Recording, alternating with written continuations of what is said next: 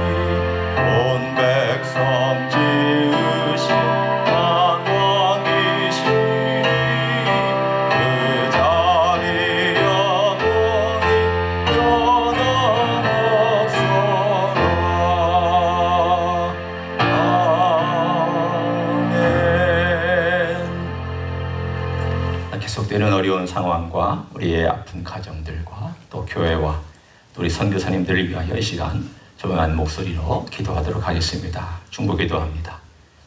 하나님 감사합니다. 주님께 기억하시고 주님께서 기억하옵소서. 주님 삶을 잘 주셨습니다. 여기는 삶을 잘 주셨습니다. 잘 주옵소서.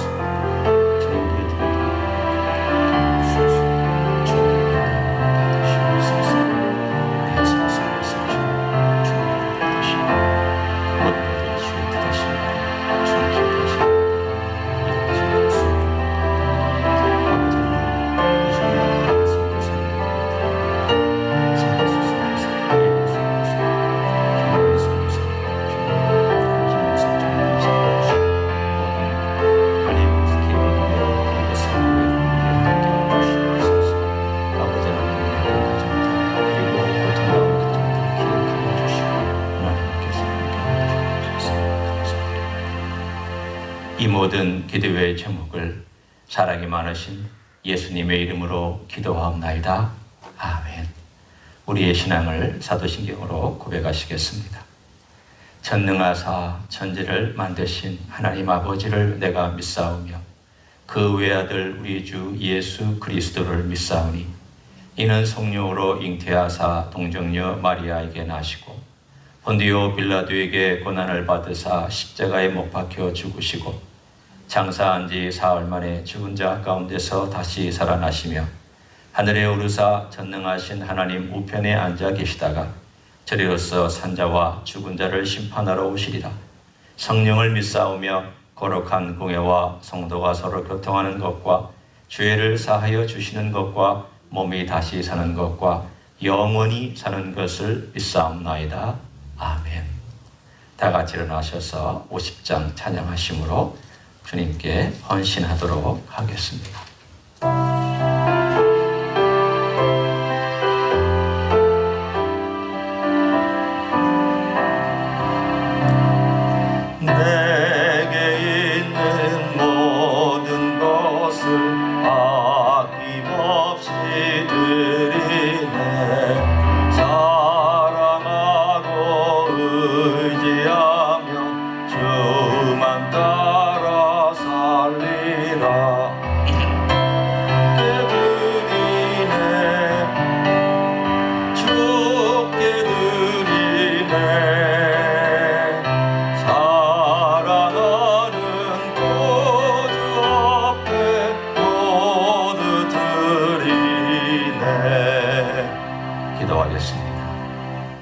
아버지 하나님 고맙습니다. 오늘도 주님께 나와서 예배를 드립니다. 집안에서 드리든 또 예배당에서 드리든 하늘의 하나님은 모든 곳에 계시며 통치하시며 예배를 받으시며 또 그 가운데 임재 주시는 주님이신 줄로 믿고 감사합니다. 하오나 주여, 우리가 또 같이 모일 수 있는 그런 날이 오기를 원합니다. 주님이 날개 그늘 아래 이 교회에 덮어주시고 권속들 덮어주시고 은혜 가운데 품어주시기를 원합니다. 하나님, 모든 필요한 것 채워주시고 건강으로 함께하여 주옵소서. 주님께서 주신 귀한 예물을 바칩니다. 주님의 것, 주님의 존전위에 바칩니다. 주의 뜻을 이루시기를 원합니다. 하나님, 이 교회를 생명으로 살리시고 이 교회가 주의 뜻을 이루어가는 하나님의 귀한 교회, 값진 교회, 우리 주님의 나라를 선포하는 교회가 될 수 있도록 늘 인도하여 주시옵소서. 감사드리며 예수님의 이름으로 기도하옵나이다. 아멘. 앉으시겠습니다.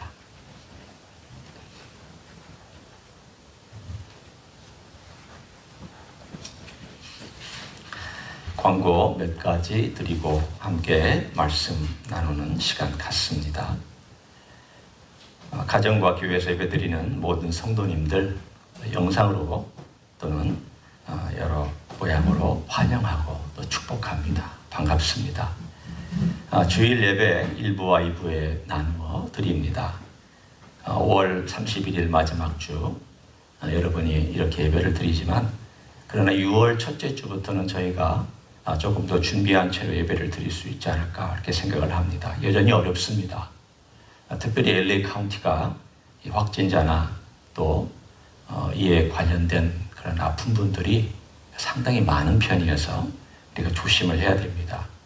특별히 노인 요양병원 같은 경우는 그런 어려움을 더 크게 겪고 있는 걸로 늘 듣고 있습니다. 조심해 주시고 우리가 또 이렇게 윤혜수 권사님이 쉴드를 이렇게 해주셔서 저희가 이걸 또 쓰고 예배를 드린다 하면 아마 주일날 다들 서로 조심하면서 모여서 예배를 드릴 수 있지 않을까 이렇게 생각을 합니다. 1, 2부로 예배는 계속 드리고요. 또 1부와 2부에 건강하신 분들은 나와서 예배를 드릴 수가 있을 것 같고요. 그러나 또 기저질환자나 연약한 분들은 11시에 영상으로 예배를 드릴 수 있습니다. 늘 이 부분에 있어서 저희가 때가 될 때까지 잘 지켜주시면 감사하겠습니다.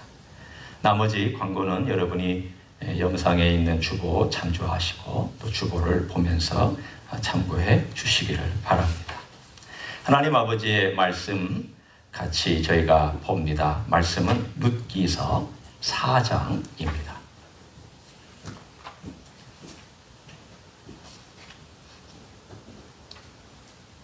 여러분은 성경을 펴시고 말씀을 제가 전하는 중간중간 말씀을 읽으면서 함께 말씀을 나눌 것이기 때문에 저를 보시다가 또 성경에 이끌 때는 성경을 보시면서 말씀을 나누시면 되겠습니다.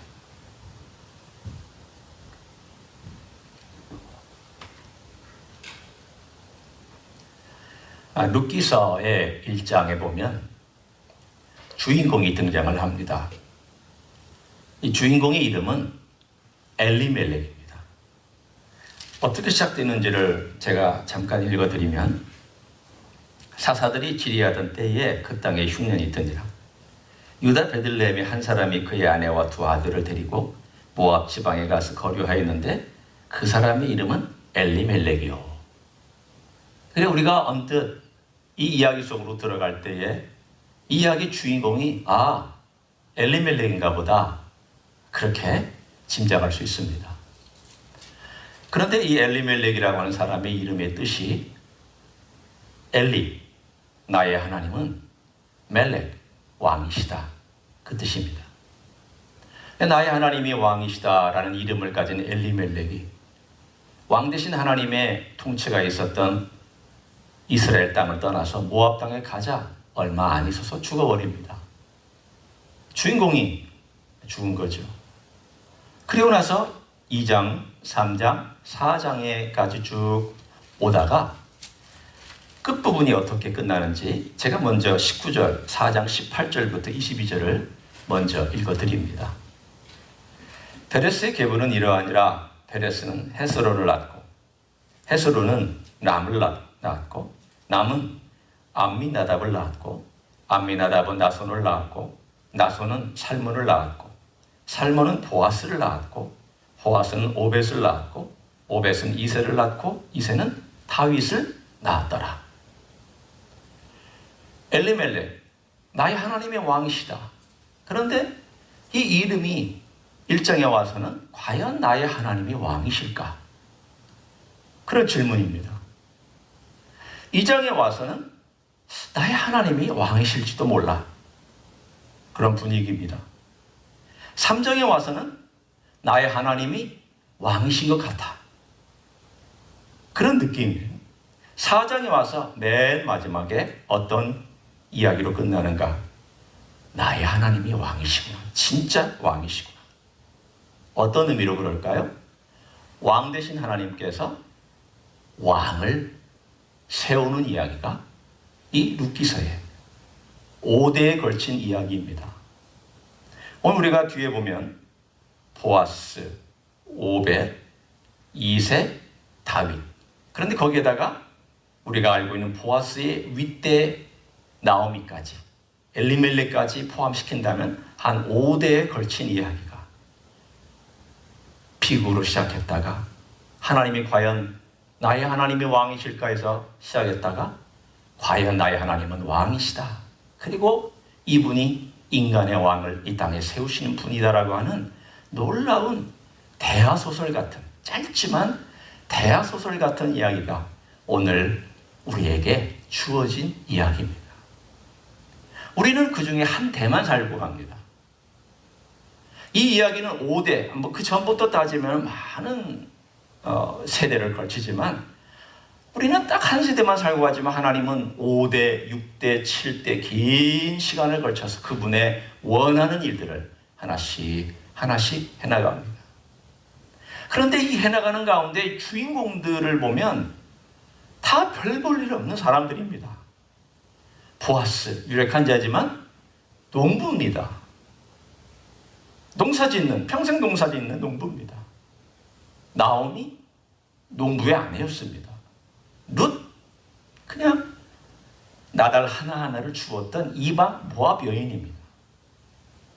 여인들, 그리고 나머지 남자들은 다 죽어버리고 둘 여인만 남아서 자기의 고향에 돌아왔지만 자기의 기업은 이미 다 팔아놓고 갔기 때문에 자기가 마음대로 쓸 수 없는 그런 상황에서 나그네와 또돌이 같은 아웃사이더, 남들이 거들떠보지도 않는, 유력하지도 않는 이 아웃사이더. 그런데 나오미는 자기 며느리들에게 사랑을 베푼, 인애를 베푼 여인으로서 등장을 하고, 룻은 또한 그런 시어머니에게 인애를 베푸는 며느리로 등장합니다. 보아스 또한 이 불쌍한 룻에게 소식을 듣고 인애의 마음이 우러나서 기꺼이 모든 사랑을 베풀고 있는 인애의 사람으로 등장합니다. 오늘의 이야기는 그 인애가 어떻게 구체적으로 그들의 삶 속에 드러나 있었는가, 그들의 문화, 그들의 일상생활, 그들이 늘 경험하고 들었던 율법 속에서 어떻게 구체적으로 드러났는가를 우리들에게 보여주고 있는 이야기입니다. 제가 읽을 테니까 어떤 이야기인지 한번 들어보십시오. 4장 1절입니다. 보아스가 성문으로 올라가서 거기에 앉아있더니 마침 보아스가 말하던 기업 물을 자가 지나가는지라. 보아스가 그에게 이르되 아무개여 이리로 와서 앉으라 하니 그가 와서 앉으며 보아스가 그 성읍 장로 10명을 청하여 이르되 당신들은 여기 앉으라 하니 그들이 앉으매 보아스가 그 기업 물을 자에게 이르되 모압 지방에서 돌아온 나오미가 우리 형제 엘리멜렉의 소유지를 팔려함으로 내가 여기 앉은 이들과 내 백성의 장로들 앞에서 그것을 사라고 네게 말하여 알게 하려 하였노라. 만일 네가 물으려면 물으려니와 만일 네가 물으지 아니하려거든 내게 구하여 알게 하라. 네 다음은 나요 그 외에는 물을 자가 없느니라 하니 그가 이르되 내가 물으리라 하는지라. 보아스가 이르되 네가 나오미의 손에서 그 밭을 사는 날에 곧 죽은 자의 아내 모압 여인 룻에게서 사서 그 죽은 자의 기업을 그의 이름으로 세워야 할지니라 하니 그 기업 물을 자가 이르되 나는 내 기업에 손해가 있을까 하여 나를 위하여 물으지 못하노니 내가 물을 것을 네가 물으라. 나는 물으지 못하겠노라 하는지라. 옛적 이스라엘 중에는 모든 것을 물으거나 교환하는 일을 확정하기 위하여 사람이 그의 신을 벗어 그의 이웃에게 주더니 이것이 이스라엘 중에 증명하는 전례가 된지라. 이에 그 기업 물을 자가 보아스에게 이르되 네가 너를 위하여 사라 하고 그의 신을 벗는지라. 보아스가 장로들과 그 백성 모든 백성에게 이르되 내가 엘리멜렉과 기륜과 말론에게 있던 모든 것을 나오미의 손에서 산 일이 너희가 오늘 증인이 되었고 또 말론의 아내 모압 여인 룻을 사서 나의 아내로 맞이하고 그 죽은 자의 기업을 그의 이름으로 세워 그의 이름이 그의 형제의 중과 그곳 성문에서 끊어지지 아니하게 하며 너희가 오늘 증인이 되었느니라 하니 성문에 있는 모든 백성과 장로들이 이르되 우리가 증인이 되나니 여호와께서 내 집에 들어가는 여인으로 이스라엘의 집을 세운 나헬과 레아 두 사람과 같게 하시고 네가 에브랏에서 유력하고 베들레헴에서 유명하게 하시기를 원하며 여호와께서 이 젊은 여자로 말미암아 네게 상속자를 주사 네 집이 다말이 유다에게 낳아준 베레스의 집과 같게 하시기를 원하노라 하니라. 12절까지 제가 읽었습니다. 오늘 이 이야기를 쭉 보면 여기에 기업 물을 자라고 하는 단어가 많이 등장합니다. 이미 3장에서도 등장했지만 오늘 특별히 이 기업 물을 자라고 하는 이 내용에 대하여 제가 함께 그 시대 그리고 우리에게는 도대체 어떤 의미가 있는지 이것을 서로 비교해 가면서 말씀을 나누려고 합니다. 기업을 물은다. 우리에게는 익숙하지 않습니다. 익숙한 단어도 아닙니다. 무려 이 기업을 물은다는 단어가 4장에만 15번이 나옵니다. 그리고 사다 팔다, 이 기업을 물은다는 것하고 같이 연관된 단어예요. 사다 팔다 혹은 팔다 사다를 합치면 7번, 22번이 등장합니다. 22절에 22번이 등장하는 것은 매절마다 평균으로 놓는다면 등장하는 셈입니다. 그만큼 오늘의 이야기는 기업 물은다라는 것에 모든 초점이 맞추어져 있습니다. 이게 뭘까요? 기업을 물은다는 게 뭘까요? 오늘 본문에 보면 가까운 친척이 내가 기업 물으겠다라고 했다가 나 안 하겠다라고 그렇게 번복하는 사건이 등장합니다. 기업 물으는 것은 의무는 아닙니다. 내가 예를 들어서 가까운 친척이 땅을 팔았습니다. 그럼 50년 동안 판 것입니다. 나중에 50년째가 되면 그건 다시 원주인에게 돌아오게 있습니다. 그러니까 50년에 해당되는 값어치를 내가 팔고 해외를 가든 또는 내가 다른 지방에 가든 50년째는 돌아오게 되어 있습니다. 10년이 지났죠? 그럼 몇 년이 남았습니까? 40년이 남은 셈입니다.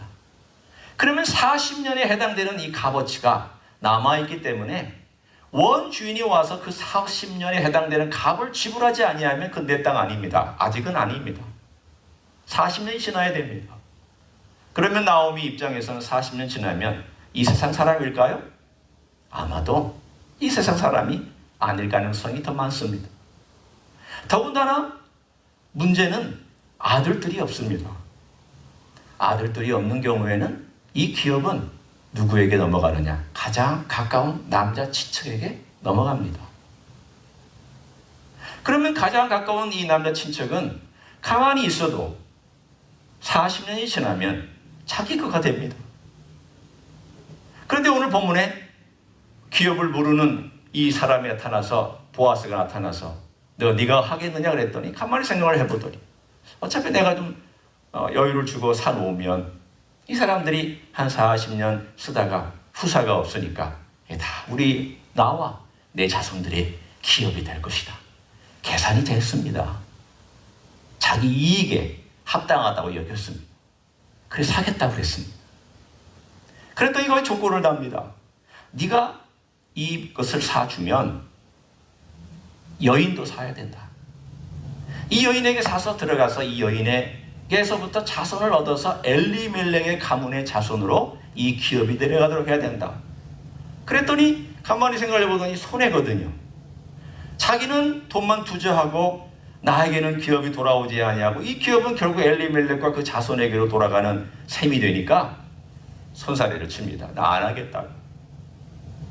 그리고 나서 오늘 본문에 기업을 무르는 일을 보아스가 기꺼이 행합니다. 당신이 안 하면 내가 하겠습니다. 그래서 오늘 본문에 있는 것처럼 증거를 삼고 증인을 삼고 보아스가 기업을 무르는 자로서의 책무를 다하여 오늘 본문에 있는 것처럼 내가 이 땅도 사주고 이 여인도 사서 내 아내로 삼고 그리고 거기서 나오는 아이의 모든 가문이 엘리멜렉의 가문의 땅과 모든 것을 가진 채로 흘러가도록 내가 기꺼이 하겠다. 이것이 기업을 무르는 자의 이야기입니다. 오늘의 이야기를 가만히 듣고 있으면 이 보아스라는 사람이 베푸는 인애가 그냥 참 보통이 아니구나. 그 시대를 거슬러 살고 있구나. 그 시대 사람들이 율법의 최소한이라도 지키면 잘하는 것이었습니다. 무슨 뜻일까요? 대부분의 사람은 율법을 아예 어기고 살았습니다.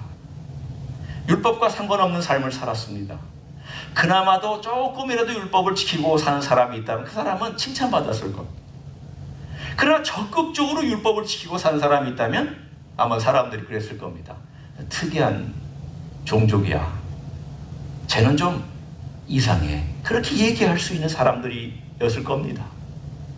오늘 보아스가 보여주고 있는 이 이야기, 자기 친족을 위해서 기꺼이 자기 모든 것들을 헌신하고 희생하고 기꺼이 모든 것을 내어주고 모든 것을 다른 사람을 위하여 베풀어준 이 이야기, 기업을 무른다는 이야기는 영어의 표현으로 따지면 kinsman, redeemer라고 표현합니다.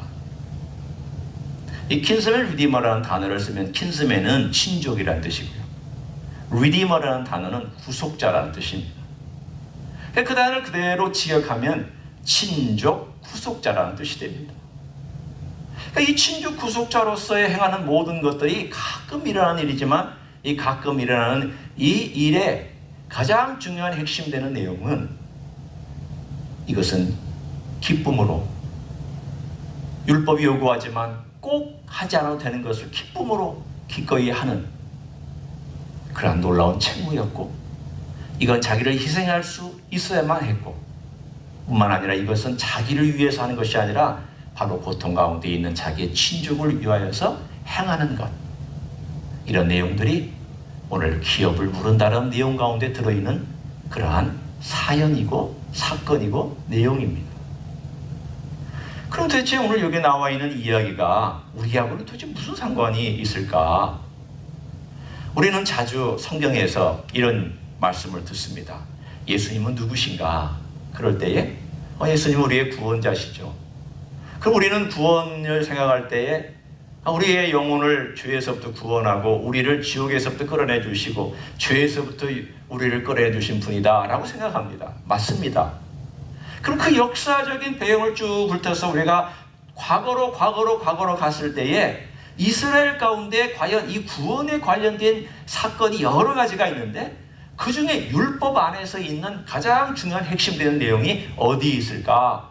이걸 찾으면 구속자라는 이 단어에 있습니다. 친족 구속자라는 단어에 있습니다. 제가 한번 그 이야기를 적용해서 같이 나누기를 원합니다. 보아스는 예수님의 모형입니다. 룻은 교회의 모형입니다. 룻은 빠져나갈 구멍이 없는 비참한 그러한 신세에 놓여져 있던 여인입니다. 그런데 보아스가 은혜를 베풀고 인애를 베풀어서 그 여인을 자기 아내로 삼습니다. 예수님의 이야기를 가만히 읽다 보면 이분이 우리를 구속하기 위해서 친족이 되셨구나. 친족 구속자라는 단어처럼 진짜 친족이 되셨구나. 우리의 친족, 인간이 되셨구나. 예수님이 구속자가 되려면 정말 친족이 되어야만 했구나. 오늘의 룻기는 그것을 우리들에게 말씀해주고 있습니다. 뿐만 아니라 이분은 기꺼이 자신을 희생했구나. 보아스가 희생한 것처럼 예수님은 보아스가 희생한 것과 비교할 수 없는 정도의 희생을 하셨습니다. 자기의 몸값으로 친족을 위해서 기꺼이 값을 지불해 주셨습니다.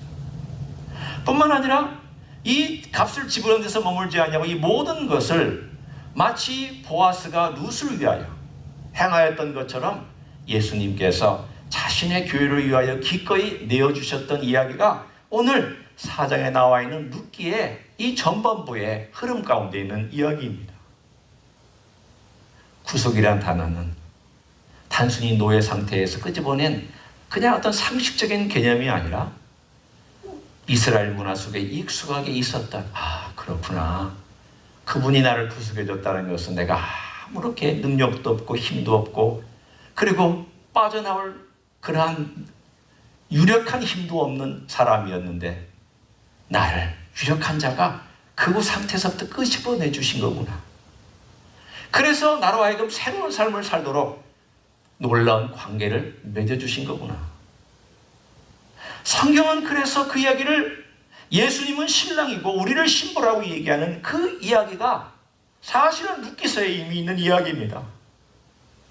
예수님은 우리를 가정의 신부로 새로운 삶을 살고 새로운 신분과 새로운 상태와 새로운 관계를 맺는 신분으로 우리를 바꿔주신 이야기가 룻기 이야기입니다. 그리고 나서 어떤 삶으로 바뀌었는지 제가 13절부터 17절까지를 읽어드립니다. 이에 보아스가 룻을 맞이하여 아내로 삼고 그에게 들어갔더니 여호와께서 그에게 임신하게 하심으로 그가 아들을 낳은지라. 여인들이 나오미에게 이르되 찬송할지로다. 여호와께서 오늘 네게 기업 물을 자가 없게 하지 아니하셨도다. 이 아이의 이름이 이스라엘 중에 유명하게 되기를 원하노라. 이는 내 생명의 회복자이며 내 노년의 봉양자라. 곧 너를 사랑하며 7 아들보다 귀한 내 며느리가 낳은 자로다 하니라. 나오미가 아기를 받아 품에 품고 그의 양육자가 되니 그의 여인들이 그에게 이름을 지어주되 나오미에게 아들이 태어났다 하여 그의 이름을 오벳이라 하였는데 그는 다윗의 아버지인 이새의 아버지였더라. 오늘 보아스와 룻의 이야기의 결말이 오벳이라고 하는 한 아들이 태어나는 것으로 마무리되고 처음에 읽었던 뒷부분은 대단원의 이야기죠. 근데 이 오벳이란 이름은 뜻이 섬긴다, 섬기는 자다, 봉양하는 자다, 봉양한다 라는 뜻입니다. 이 이름을 주변에 있는 아줌마들이 지어줬습니다. 찬양하는 가운데 지어줬습니다. 오늘 본문에 그 이후 여인들이 그에게 이름을 지어줬다고 그랬습니다. 얼마나 기분이 좋았던지, 얼마나 감격스러웠던지 얘 이름은 이렇게 돼야 해. 얘 이름은 너희 생명의 회복자야. 너 생명을 완전히 소생시켜줬고 너를 섬기기 위하여, 너로 하여금 놀라운 것들을 행하기 위하여 그렇게 행해준 거야. 그러면서 하나님 그분을 찬양하고 경배하는 이야기로 오늘의 스토리가 끝이 맺습니다. 오늘 여기 가만히 보면서 14절에 여인들이 하나님을 찬송하면서 이런 얘기를 합니다. 여호와께서, 야훼께서 오늘 내게 기어 물을 자가 없게 하지 아니하셨도다. 이것이 마치 우리에게 들리는 복음의 메시지처럼 들립니다. 잘 들어보세요. 그냥 우리는 이것이 보아스의 얘기처럼 들려질 수도 있지만 이것을 우리에게 적용 한번 해보세요. 어떻게 적용을 하는가? 오늘 나에게 기어 물을 자가 없게 하지 아니하셨도다. 바꿔 얘기하면 하나님께서 나를 위하여 나의 모든 노예되고 죄인되고 비참하고 슬퍼하는 아웃사이더들 인생을 끌어올려서 하나님의 기업의 일꾼이 되게 하고 하나님의 기업에 들어가게 하고 하나님의 기업으로 회복시킨 이 놀라운 길을 하는 한 분을 세워주셨다라는 뜻입니다. 그 이야기가 메시아 얘기입니다. 오늘 이야기는 다윗으로 끝나지만 이 다윗에서 끝나는 것이 아니라 다윗의 자손 아들 예수 그리스도, 그의 자손이 예수 그리스도의 스토리가 그 다음에 진행될 것을 판을 깔아주는 이야기입니다. 복음의 이야기입니다. 나에게 기업 물을 자를 주신 하나님의 이야기입니다. 이내가 거기서 멈추지 아니하고 보아스에게서 멈추지 아니하고 룻에게서 멈추지 아니하고 다윗에게서 멈추지 아니하고 이 스토리가 모든 인류와 모든 가난한 자, 모든 굶주린 자를 위하여 베풀어 주신 하나님의 이내의 이야기입니다. 이 이야기가 조그만 동네, 떡 굽는 동네 베들레헴에서 일어났던 이야기입니다. 다 눈치채지 못했죠. 하나님이 이렇게 하시리라고 누가 눈치챘겠습니까? 보아스가 알았을까요? 룻이 알았을까요? 나오미가 알았을까요? 동네 여인들이 알았을까요? 누가 알았을까요? 아무도 눈치채지 못하는 평범한 이야기 가운데 그들은 자기들의 몫을 하며 살아갔습니다. 그냥 성실하게 주님 살아가면서 주님 주신 그 사랑과 인애 때문에 인애를 베풀고 또 주님 주신 하루를 열심히 이삭도 줍고 하루 살아갔습니다. 그러다가 주님이 절묘하게 인도하시는 그 길을 따라서 만남도 가졌습니다. 자식도 낳았습니다. 이 자식이 어떻게 될지 몰랐습니다. 그냥 감사하고 놀라운 일을 행하여 이런 여인이, 다 뺏겼던 여인이 이제는 다 가진 여인처럼 된 이 놀라운 일들을 보면서 하나님이 손길이 깜짝깜짝 놀라운 일을 한다고 그냥 박수치기만 했습니다.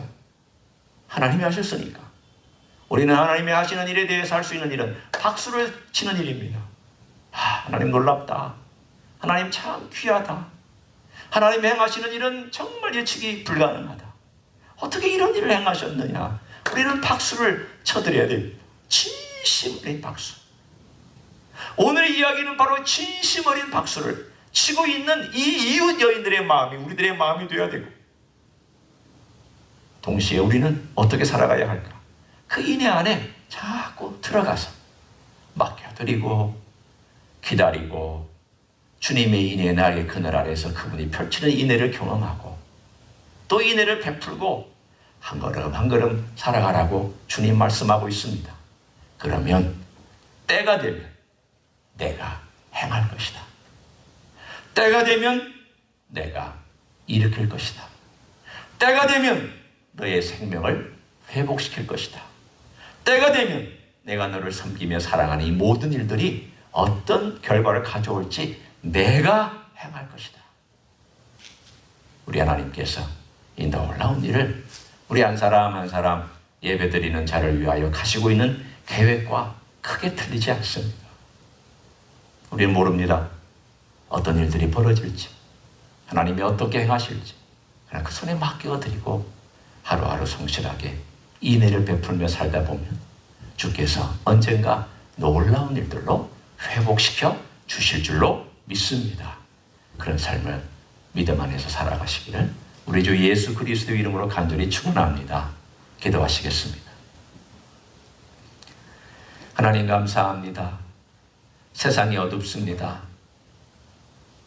여러 가지 참 안타까운 일들로 항의하는 시위대가 생겨나고 그것이 폭동으로 발전하기도 한 며칠간의 어려운 일들도 겪습니다. 아직도 코로나 바이러스가 사람들의 마음을 우울하게 합니다. 확진자도 여전히 생겨나고 있습니다. 주님, 모든 것이 비극처럼 끝날 것 같고 모든 것이 어려움 가운데 이대로 멈출 것 같은 두려움도 있습니다. 그러나 주여, 이 모든 주인공은 주님이신 줄로 믿습니다.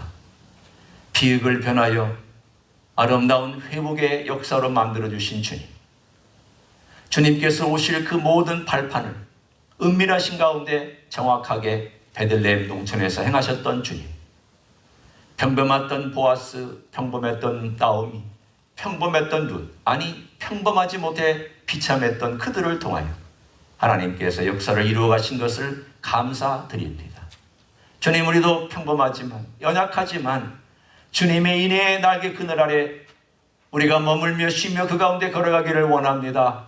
날마다 그 인애를 경험하기 원합니다. 기대하며 살기를 원합니다. 우리는 오늘도 제대로 알지 못하지만 모든 일을 역사하시고 주관하시는 주님의 손길에, 그 인애의 손길에 맡기며 걸어가기를 원합니다. 염려하지도 않고 두려워하지도 않고 걱정하지 않고 주님의 날개 그늘 아래서 쉬며 찬양하며 경배하며 주님의 큰 일을 기대하는 하나님의 종들이 되게 하여 주시옵소서. 이제는 우리 구주 예수 그리스도의 은혜와 하나님 아버지의 극진하신 사랑과 성령 하나님 교통하심의 역사가 나의 하나님이 과연 왕이실까? 라고 하는 의문으로부터 출발했다가 과연 나의 하나님은 왕이시다라는 놀라운 이야기로 끝을 맺고 영원히 나의 하나님은 왕이시고 나의 예수님이 왕이시라는 놀라운 사실을 선언하며 오늘도 믿음으로 살아가기를 소원하는 가정에서 예배드리는 모든 종들 위해와 이 자리에 참여한 모든 종들 위해와 주 임대이스교회 위에와 이민교회들과 한국교회들과 선교사님들 위해 이제부터 영원히 함께 하실지어다. 아멘.